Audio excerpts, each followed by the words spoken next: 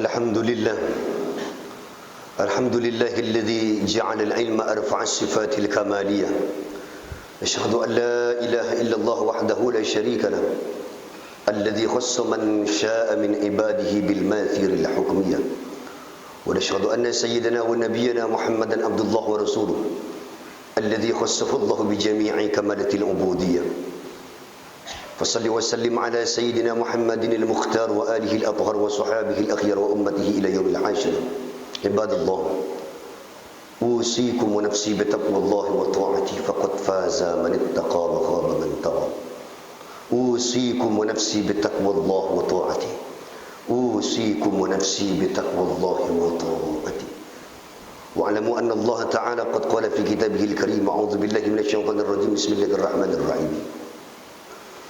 قل هل ننبئكم بالأخسرين أعمالا الذين ضل سعيهم في الحياة الدنيا وهم يحسبون أنهم يحسنون صنعا. وقال صلى الله عليه وسلم: بادروا بالأعمال فتنا كقطع الليل المظلم، يصبح رجلا مؤمنا ويمسي كافر، ويمسي مؤمنا ويصبح كافر. حتى قال في الحديث الآخر: حتى لو سلكوا جحر ضب لسلكتموه، atau kama qala fil hadis. Hadirin sidang jemaah Jumat yang dimuliakan Allah yang berbahagia. Pada kesempatan yang mulia ini khatib bernasihat kepada diri khatib pribadi khususnya. Karena sesungguhnya ad-dinun nasihat. Agama itu nasihat. Qila ya Rasulullah liman, untuk siapa kata sahabat nasihat itu ya Rasulullah? Lillah, untuk Allah. Untuk siapa ya Rasulullah? Oleh Rasulih, untuk Rasulnya. Liman ya Rasulullah kata sahabat, agama itu menjadi nasihat bagi siapa? Bagi orang-orang yang beriman. Fadzakir fa inna dzikra tanfa'ul mu'minin. Salinglah engkau mengingatkan tentang Allah dan aturan-aturan Allah, karena sesungguhnya zikir ataupun peringatan itu amat sangat bermanfaat bagi orang-orang yang memiliki iman, getaran keyakinan di dalam hatinya terhadap Allah Subhanahu wa taala. Maka pada kesempatan yang mulia ini khatib menasihati diri khatib pribadi khususnya dan kepada saudaraku yang dimuliakan Allah yang saya cintai semata-mata karena Allah, dan tidaklah ada satu tempat duduk di hari kiamat melainkan kita akan menyesali tempat di mana kita pernah duduk di tempat itu. Tidak ada seorang yang pernah bersahabat di alam dunia dengan persahabatan yang akrab melainkan ia akan menyesali persahabatan itu, dan tidak ada pertemanan yang begitu dekat di dunia ini melainkan di hari kiamat kita akan menangisinya bila tidak membawa kita semakin dekat kepada Allah Subhanahu wa taala.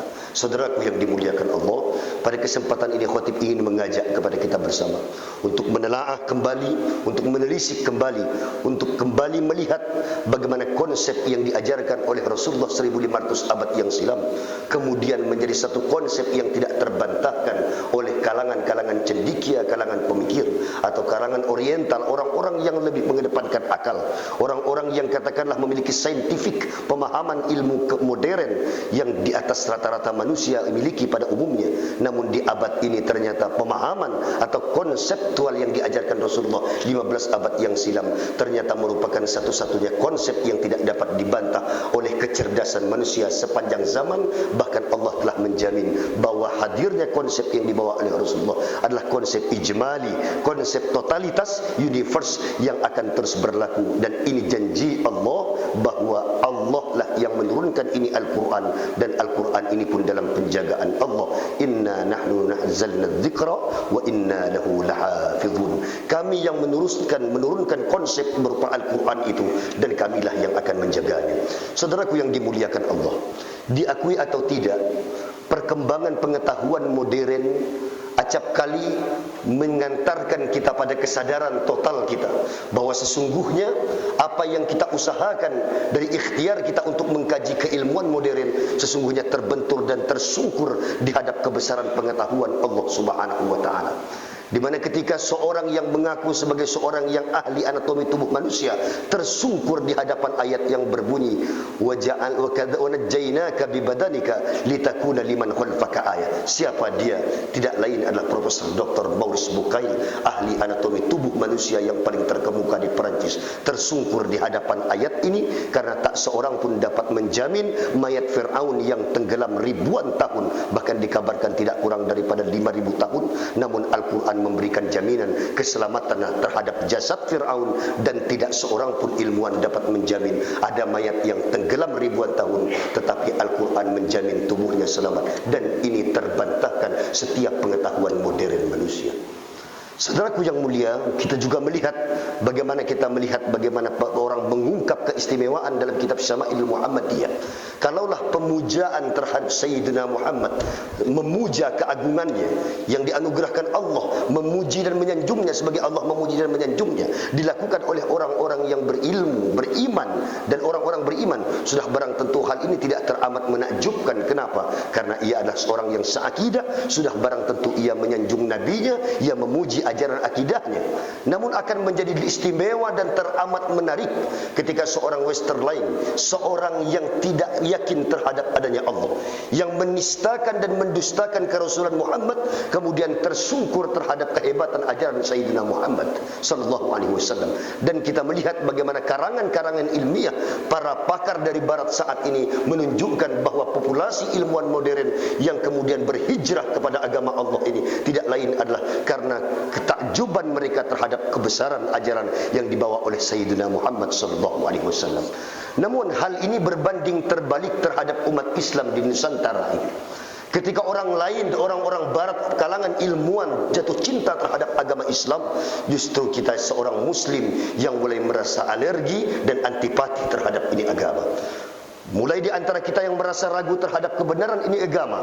Kalaulah ini keraguan muncul dari orang-orang yang tidak terdidik, bukanlah kalangan cerdik pandai, ini hal yang biasa saja, mungkin karena keterbatasan pengetahuan mereka. Tapi persoalan yang mendasar adalah pengingkaran terhadap agama Allah, penistaan terhadap agama Allah, pelecehan terhadap agama Allah tidak lagi dilakukan oleh kalangan orang-orang bodoh, tetapi orang-orang terdidik, orang-orang yang diberikan sertifikat sebagai ulama, dan dia memiliki pengaruh besar sampai berani berkata la ilaha illallah, bukanlah jaminan seorang itu akan masuk ke syurga Allah Subhanahu wa taala.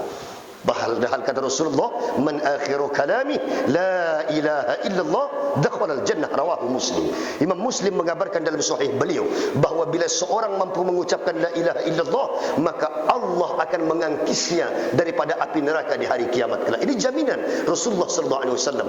Bahkan kata Allah dalam hadis qudsi mengabarkan la ilaha illallah hisni man dakhala hisni amina min adabi. La ilaha illallah itu bentengku, orang yang masuk ke dalam kalimat itu sungguh aku yang mengamankan dia, melindungi ia dari murkaku, kata Allah. Bahkan kata Rasulullah sallallahu alaihi wasallam, yakhruju minan nar man kana fi qalbihi mithqala dzarratin minal iman. Allah akan keluarkan seorang dari neraka jahanam bila di dalam hatinya pernah mengucapkan dan meyakinkan bahwa la ilaha illallah Muhammadur Rasulullah. Pengingkaran dan penistaan terhadap agama ini tidak lagi dilakukan oleh orang-orang bodoh, bahkan kalangan cerdik pandai, orang yang sudah diberikan sertifikat sebagai ulama, orang-orang yang berpengaruh sudah mulai berani menistakan ini agama. Ada apa? Ini something wrong terhadap agama kita ini, atau ada sesuatu yang salah dalam sistem yang kita anut saat ini? Maka pada kesempatan ini khotib ingin mengajak apa yang salah. Inilah yang ingin saya ajak kita untuk bersama-sama berpikir, untuk mencerna, menelisik, mencerna kembali apa sebenarnya yang dibawa oleh Rasulullah. Saudaraku sidang Jumat yang berbahagia, pada kesempatan ini khotib tidak akan berpanjang lebar karena ini momen bukanlah untuk menyampaikan kajian umum, tetapi hanya khutbah tidak lebih dari 20 menit. InsyaAllah khotib akan menyampaikan yang pertama, qul hal nunabbi'ukum bil akhsarina a'mala. Tahukah engkau orang yang kelak akan kami kumpulkan di akhirat mereka termasuk akhsarina a'mala, orang yang paling merugi. Kalimat ini Allah tidak katakan orang yang rugi, tapi Allah mengabarkan akhsarina a'mala. Ini isim tafdhil kata orang-orang yang belajar di kampus lughah, mantik dan bayan. Ketika mereka belajar apa itu akhsar, orang yang paling merugi di hari kiamat kelak di hadapan Allah. Siapa mereka? Allah menjawab, alladzina yahsabuna annahum yuhsinuna sun'a, orang yang berbuat dosa, berbuat kesalahan, tetapi mereka alladzina dhalla sa'yuhum fil hayatid dunya wa hum yahsabuna annahum yuhsinuna sun'a. Mereka di dunia berbuat kezaliman, kefasikan, pengingkaran terhadap ayat-ayat Allah, tapi dalam hati mereka punya keyakinan mereka akan diselamatkan atau selamat di hari kiamat kelak. Dan persangka inilah yang sudah menghinggapi hati orang-orang yang mengaku Islam di abad ini. Sehingga perpecahan dalam internal umat Islam bukan lagi dipicu oleh orang-orang yang berbeda agama.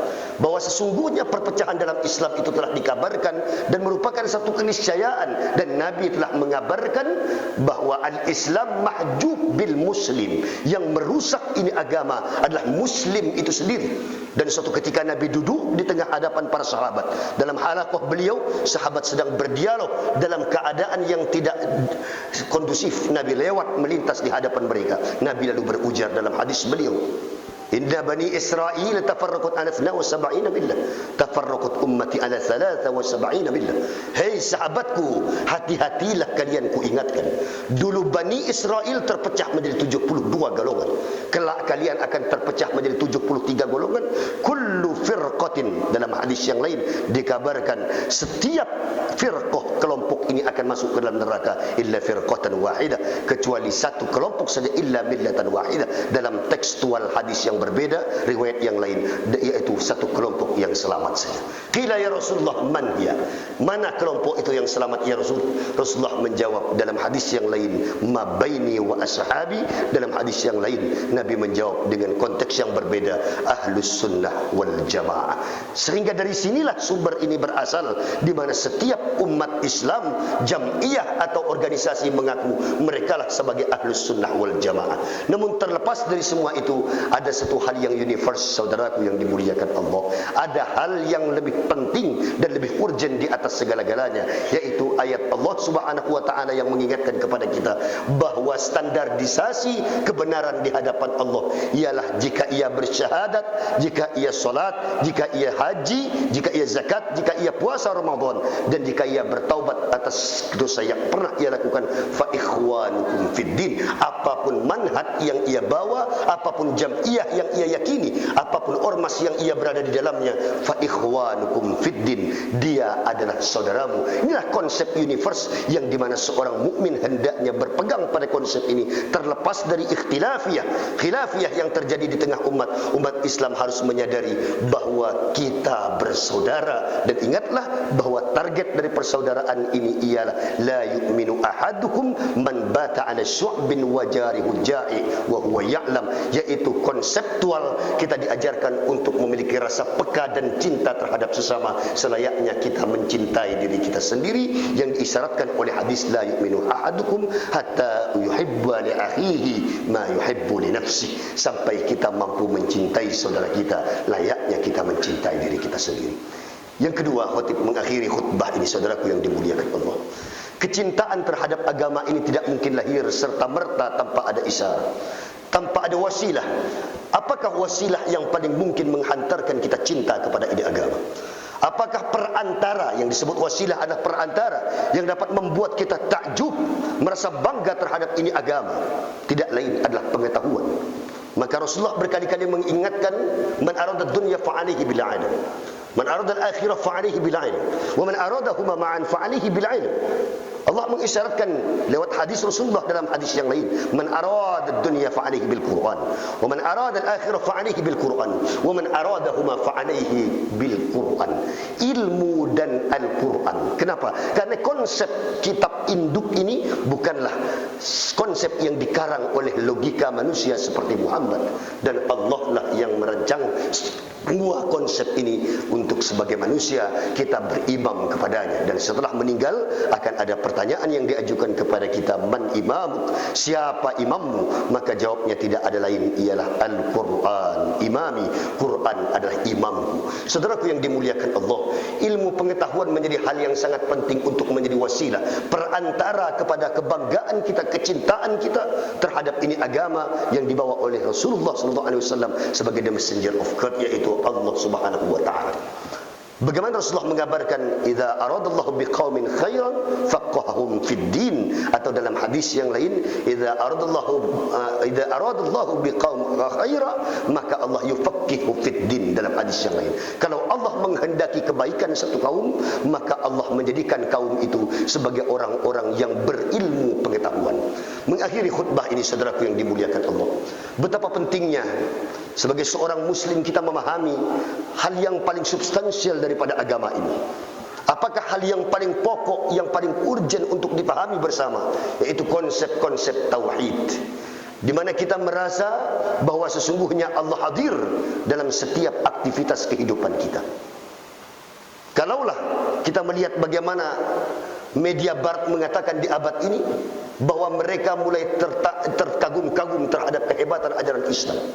Mereka bisa melakukan efisiensi terhadap biaya, efisiensi terhadap tenaga kerja, karena seorang muslim punya rasa tanggung jawab yang tinggi terhadap Allahnya.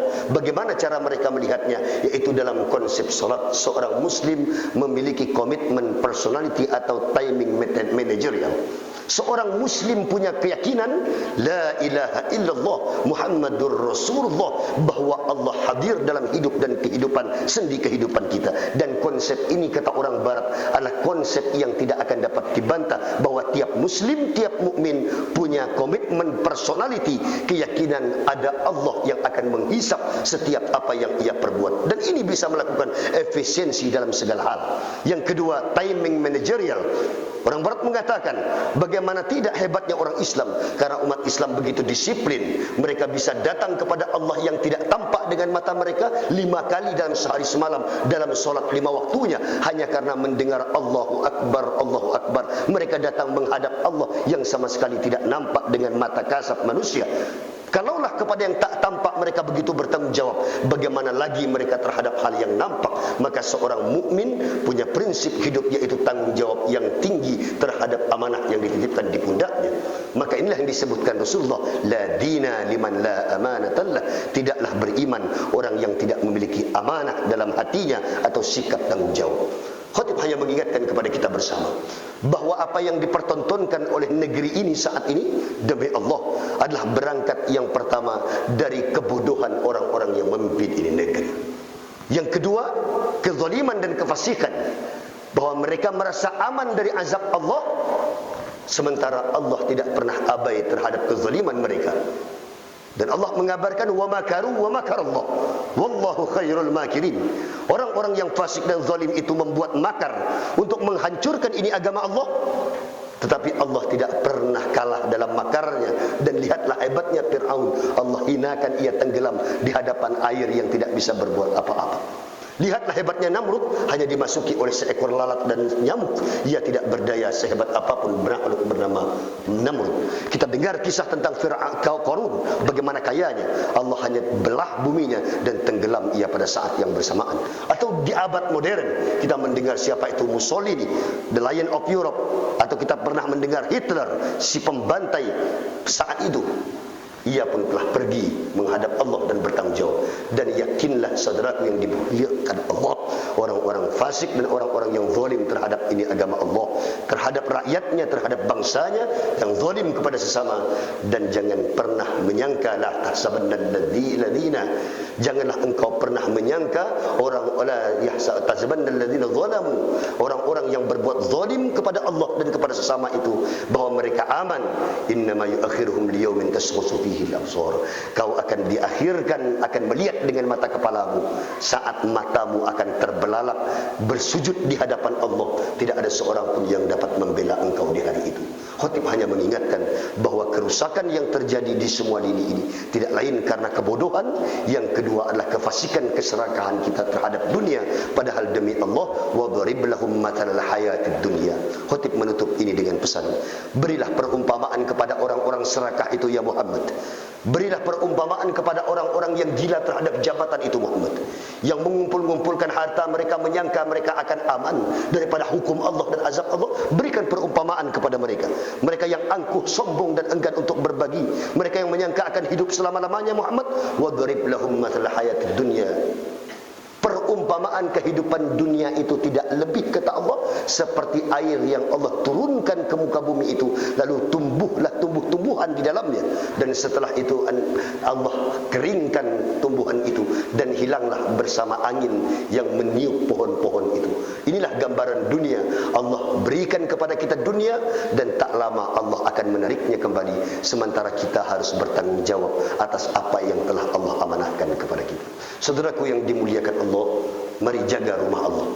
Berjemaahlah dengan istiqamah di rumah Allah, kecuali ada udzur syar'i yang membolehkan kita meninggalkannya.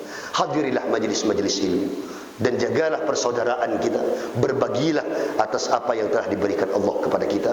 Mulailah bangga terhadap ini agama. Demi Allah, tidak ada agama yang lebih mulia daripada agama ini. Innad dina indallahil Islam. Tidak ada ajaran syariat yang lebih mulia daripada mulianya syariat yang dibawa oleh Sayyidina Muhammad sallallahu alaihi wasallam.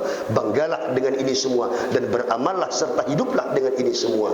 Insyaallah iskariman aw mutsyahidan. Bukan hanya dunia kita akan diselamatkan Allah dan dimuliakan, tapi setelah menghadap Allah, demi Allah kita akan dikumpulkan termasuk orang-orang yang selamat. Dan ini tidak dapat dibantah bahwa sesungguhnya hidup setelah kehidupan ini adalah suatu kenyataan yang tidak dapat dibantah. Saudaraku yang dimuliakan Allah, baru saja kita mendengar di media televisi bahwa ada guru ngaji yang meninggal dunia 10 tahun, digali kuburnya, jasadnya tidak cacat sedikit pun. Silahkan para dokter, para ilmuwan, para ahli bedah, 10 tahun orang di dalam tanah, namun tidak cacat sedikit pun dia punya tubuh. Sedangkan kita di dunia saja, mati 1 hari, 3 hari saja letakkan di atas bumi, tidak lama akan berbau itu bangkai. Bagaimana mungkin pula di dalam tanah ada mayat yang 10 tahun namun tidak cacat. Kita baru saja mendengar beberapa hari lalu berita tentang ini dan viral di media televisi. Apa yang ingin Allah gambarkan? Allah telah memberikan kepada kita pelajaran, badiru bil a'mal. Perbanyak amal kita. Perbanyak amal kita, karena akan ada hari fitanan ka kita ilailil muzlim. Saat itu kau akan melihat fitnah akan bertebaran, dan orang beriman di waktu pagi, sore telah menjadi kafir. Beriman di waktu sore, pagi telah menjadi kafir. Ini gambaran betapa sulitnya mempertahankan iman di masa itu, dan kita telah berada di zaman itu. Semoga Allah menyelamatkan kita. Barakallahu li wa lakum fil Qur'anil azim. Nafa'ani wa iyyakum bima fihi minal ayati wadh-dhikril hakim. Wa taqabbalallahu minni wa minkum tilawatahu innahu huwal ghafurur rahim.